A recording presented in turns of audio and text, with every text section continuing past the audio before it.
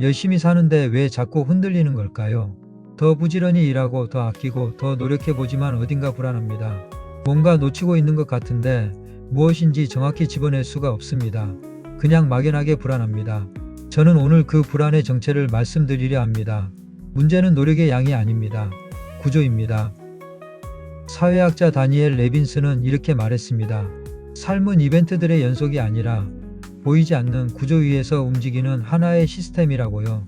그리고 그 구조가 흔들릴 때 아무리 열심히 살아도 삶은 방향을 잃고 기울기 시작합니다. 오늘은 그 구조가 무엇인지 5가지로 완전히 해부해 드리겠습니다. 집을 한번 떠올려 보십시오. 우리가 집에서 보는 것은 벽지, 가구, 창문입니다. 하지만 집을 실제로 지탱하는 것은 눈에 보이지 않는 기둥과 골조입니다. 구조가 튼튼하면 집은 폭풍이 와도 흔들리지 않습니다. 하지만 구조가 약하면 겉이 아무리 멀쩡해 보여도 언젠가 문제가 생깁니다. 금이 가기 시작하다 결국 무너집니다. 삶도 정확히 같습니다. 우리가 겉으로 보는 것은 직업, 수입, 지위, 관계 같은 것들입니다. 하지만 그 아래에는 반드시 삶을 지탱하는 보이지 않는 구조가 있습니다. 레빈스는 이것을 삶의 구조라고 불렀습니다. 특정 시점에 한 사람의 삶을 조직하고 작동시키는 근본적인 패턴입니다. 그리고 이 구조는 5가지 영역으로 이루어져 있습니다. 첫 번째, 수입 구조입니다. 수입은 단순한 숫자가 아닙니다. 삶의 안정성을 만드는 토대입니다. 여기서 중요한 것은 수입의 크기가 아니라 수입의 구조입니다. 하나의 직장에만 의존하는 구조와 여러 원천에서 분산되어 들어오는 구조는 심리적 안정감이 근본적으로 다릅니다. 월급 하나에 전부를 의존하는 삶은 그 하나가 흔들리는 순간 삶 전체가 흔들립니다. 나무 한 그루에 기대어 서 있다가 그 나무가 쓰러지면 같이 쓰러지는 것입니다. 경제학자들이 소득 다각화를 강조하는 이유가 여기에 있습니다. 규모의 문제가 아니라 구조의 문제입니다. 두 번째, 역할 구조, 일의 구조입니다. 우리는 하루 중 가장 많은 시간을 일에 씁니다. 그래서 일의 구조는 삶 전체에 막대한 영향을 미칩니다.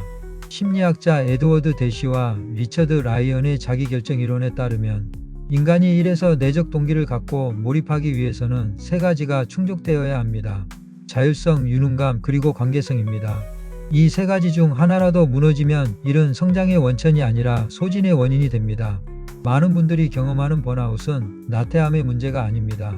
일의 구조 안에서 자율성이 사라지고 유능감을 느낄 수 없게 되었을 때 찾아오는 구조적 붕괴입니다.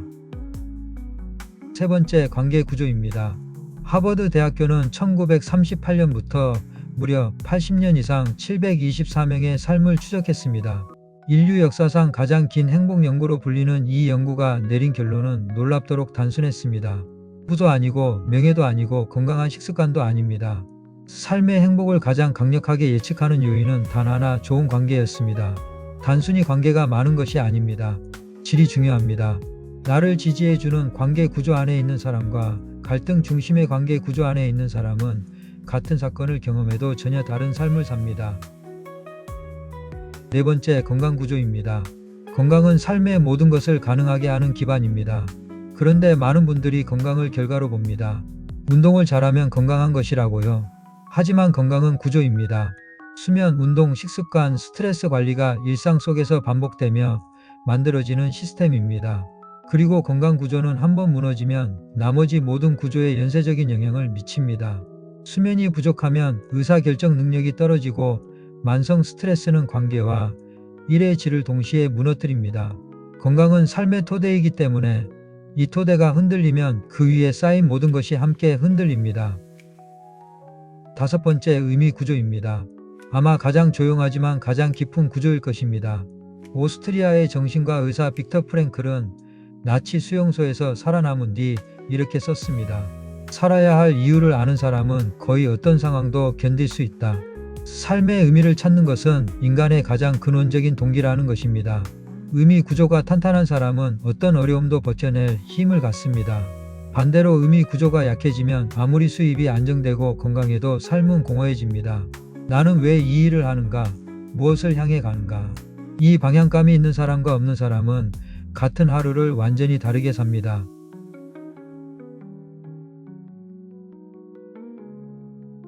이 5가지 구조는 각각 독립적으로 존재하지 않습니다. 서로 긴밀하게 연결된 하나의 시스템입니다. 일 구조가 지나치게 힘들어지면 건강 구조가 무너지기 시작합니다. 수입 구조가 불안정해지면 관계 구조에도 긴장이 생깁니다. 의미 구조가 약해지면 일의 동기가 사라지고 건강 구조도 흔들립니다. 마치 도미노처럼 한 구조의 붕괴가 연쇄적으로 다른 구조의 붕괴로 이어집니다. 반대도 성립합니다. 관계 구조가 풍요로워지면 의미 구조도 강화됩니다. 건강 구조가 탄탄해지면 일의 성과도 올라갑니다. 수입 구조가 다양해지면 관계와 의미를 탐구할 여유가 생깁니다. 하나의 구조가 강해지면 나머지 구조도 함께 단단해집니다. 그래서 삶이 흔들릴 때 어디에 더 노력을 쏟아야 하나를 묻기 전에 내 5가지 구조 중 어디에 금이 가고 있는가를 먼저 봐야 합니다. 많은 분들이 어느 시점에 막연한 불안을 느끼는 이유가 이제 명확해졌을 겁니다. 5구조 중 하나 이상이 조용히 흔들리기 시작했기 때문입니다. 그런데 우리는 그동안 잘못된 질문을 해왔습니다. 이제 무엇을 해야 하지? 이 질문은 표면에서 맴돕니다. 이벤트를 바꾸려는 시도입니다. 이제는 다른 질문이 필요합니다. 내 삶은 지금 어떤 구조로 이루어져 있는가? 그리고 이 구조는 나에게 좋은 구조인가? 이 질문을 시작하는 순간 삶을 바라보는 관점이 완전히 달라집니다. 삶은 더 이상 우연과 노력의 결과가 아니라 설계할 수 있는 시스템으로 변합니다. 오늘 이 영상을 보고 나서 딱 하나만 해보십시오. 종이 한 장을 꺼내서 5가지를 적어보십시오. 수입, 역할, 관계, 건강, 의미. 그리고 각각의 솔직하게 점수를 매겨보십시오. 지금 나의 구조에서 가장 약한 곳이 어디인지.